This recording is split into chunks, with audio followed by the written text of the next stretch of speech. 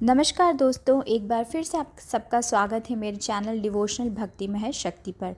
आज मैं आपको एक ऐसी हनुमान जी की कहानी सुनाने जा रही हूँ जो सत्य तो है ही, पर उसे अगर हम अपने जीवन में थोड़ा बहुत भी उतार लें तो हमारी कामयाबी के बीच कोई नहीं आ सकता और हमें कामयाब होने से कोई नहीं रोक सकता।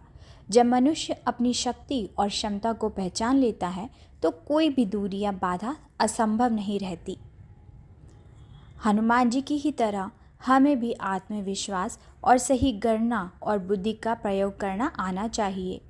जीवन में हर समस्या का हल केवल बल से ही नहीं बल्कि बुद्धि और सही योजना से भी निकाला जा सकता है।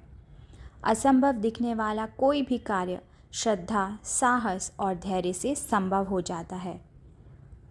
ऐसी ही है हमारे हनुमान जी की एक कहानी, तो आइए सुनते हैं। बहुत समय पहले जब श्री रामचंद्र जी ने समुद्र पार करके लंका जाने का विचार किया, तब प्रश्न उठा कि इतनी विशाल दूरी को कैसे पार किया जाएगा। वहाँ पर सब वानरगण सोच में पड़ गए।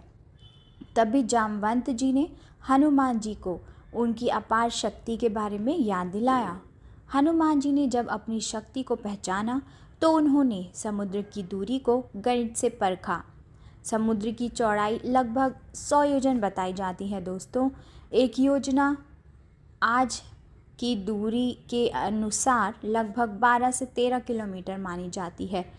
इस प्रकार अगर माने तो हनुमान जी को लगभग 1200 से 1300 किलोमीटर की छलांग लगानी थी। अब सोचिए यह गणित कितना अद्भुत है। अगर कोई मनुष्य एक छलांग में केवल 2 किलोमीटर कूद सकता है तो हनुमान जी को उससे 6,50,000 गुना अधिक छलांग लगानी थी। यह उनकी अपार शक्ति और संकल्प का ही तो प्रतीक है। जब वे छलांग लगाकर समुद्र पर पार कर रहे थे तो उनके सामने कई बाधाएं आईं। सुरसा ने उनका रास्ता रोका, सिंहना ने उन्हें पकड़ने का प्रयास किया, लेकिन हनुमान जी ने हर बार अपनी बुद्धि और बल का सही समीकरण बनाया और विजय प्राप्त की। यानी हनुमान जी की कथा केवल भक्ति ही नहीं बल्कि गणित और तर्क की भी अद्भुत झलक दिखाती है। इसलिए मैंने आपसे कहा, जब मनुष्य अपनी शक्ति और क्षमता को पहचान लेता है तो कोई भी दूरी या कोई भी बाधा संभव नहीं होती, सब संभव हो जाता है। धन्यवाद दोस्तों।